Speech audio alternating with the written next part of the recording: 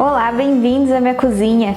Hoje eu tô trazendo um vídeo que eu postei lá no meu Instagram com uma dúvida que apareceu lá nos comentários sobre a questão de como colocar o tamanho dos ovos de Páscoa recheado no cardápio.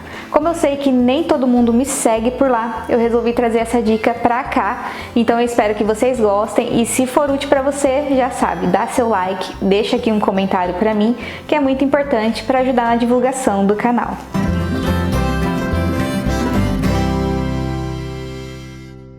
Uma seguidora me fez uma pergunta que eu achei interessante trazer aqui, porque eu acho que pode ser a dúvida de mais pessoas. Inclusive, eu tinha muito essa dúvida quando eu comecei também.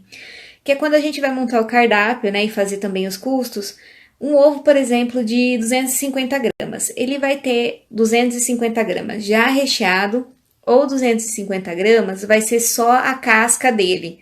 Que fabricam, né, a forminha ali de ovo de Páscoa, se você não sabe, eles consideram essa referência, por exemplo, um ovo de 250 gramas. Eles considerariam que ele teria 2 cascas de chocolate e deixaria ali uns espaço ainda para bombom. Aí o peso total disso daria ali, por exemplo, os 250 gramas que demarca a referência da forminha. Então, continuando aí com esse exemplo de 250 gramas, aquela forminha, por exemplo, da BWB lá de 3 partes, né? Que é aquela de acetato e silicone que já facilita ali para formar a casca já com o peso certinho. Aquela referência de 250 gramas, ela precisa de 85 gramas para cada casca. Então, se fosse contar 2 cascas, dariam ali 170 gramas e sobraria 80 gramas. Para rechear já não dá, porque o peso passa bastante, daria mesmo só para uns bombons. E aí fica aquela dúvida, né? Tipo, a gente coloca então no cardápio 250 gramas e o peso vai ser só da casca e ele vai pesar recheado, né? Trufado e tudo mais, bem a mais do que esse peso. Ou então você vai quer que ele pese exatamente 250 gramas e aí você vai ter que usar uma forminha de tamanho menor, né? Por exemplo, a de 100 gramas para que dê no final os 250 gramas. Assim, não tem uma regra, né? Cada um faz de um jeito. Eu já vi gente que faz com peso real, tem gente que faz só com a casca e aí o peso é sempre bem maior. E isso, é claro, vai afetar no preço, né? Tipo, quem coloca ali que 250 gramas é o peso real vai custar um tanto, mas quem coloca que 250 gramas é só a casca, ele vai ser mais caro, porque na verdade ele vai pesar bem mais, então ele vai ter um custo mais alto também, né? Um preço mais alto. Quando eu comecei, eu preferia colocar a referência da forma e ele ia pesar mais.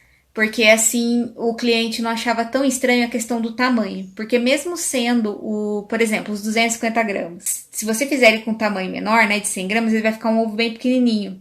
Mesmo que ele tenha um peso real e você tá vendendo exatamente aquilo que tá no seu cardápio e tá tudo certo, se você quiser fazer assim. Mas pro cliente parecia que era muito pequeno, porque pra referência dele, geralmente é aqueles do mercado. Mesmo sendo, né, aqueles lá, uma casquinha bem fina de chocolate, contendo ali só alguns bombons, por isso que ele tem um tamanho grande, mas o peso dele ali, de fato, é pouco, ele tem aquela referência. Então, quando ele recebia aquele pequenininho, ele achava estranho. Mas se ele recebe um grande, mesmo que pese a mais, ele não vai achar diferença, né? Ele não vai reclamar. Mas depois de um tempo eu vi que isso não dava muito certo. Eu não gostava de colocar, né, ali uma gramagem e, na verdade, o cliente receber a mais. Eu achava que não estava dando certo e eu mudei o meu jeito de fazer. E eu acho que você também poderia pensar um pouco nisso e a gente parar de tentar se enquadrar nessas tabelas. O que eu fiz foi colocar 3 tipos de tamanho, o P, o M e o G. Para o P, eu fazia com a casca de 250 gramas, o M de 350 gramas e o G o de 500 gramas. E entre parênteses ali na tabela, eu colocava a gramagem aproximada que o ovo ia ter. Como a gente trabalha com uma coisa artesanal, é normal que mude um pouquinho, né, de acordo com o recheio, mas nenhum ovo meu seria com a gramagem menor que aquela, né? Aquele lá era o mínimo que um ovo ia ter. Se você for fazer desse jeito também, lembrando sempre de calcular ali na hora de fazer seu custo com o peso certinho que vai ter, principalmente os de colher que costumam mudar ali um pouco do peso por causa dos adicionais que a gente coloca, né? Às vezes por cima algum topping, algum chocolate, alguma fruta, que aí altera muito o peso. Os dos recheados costumam ali você conseguir manter bem o padrão. E esse foi o jeito que eu mais achei, eu acho que é o mais justo de fazer, tanto para o cliente entender realmente o que ele está comprando, como para a gente também na hora de produzir. E isso é bom porque com 3 tamanhos ali, a gente consegue adiantar a nossa produção também. A gente sabe que não vai variar muito. Geralmente eu colocava vários tipos de tamanho no começo e aí ficava uma loucura na semana da Páscoa.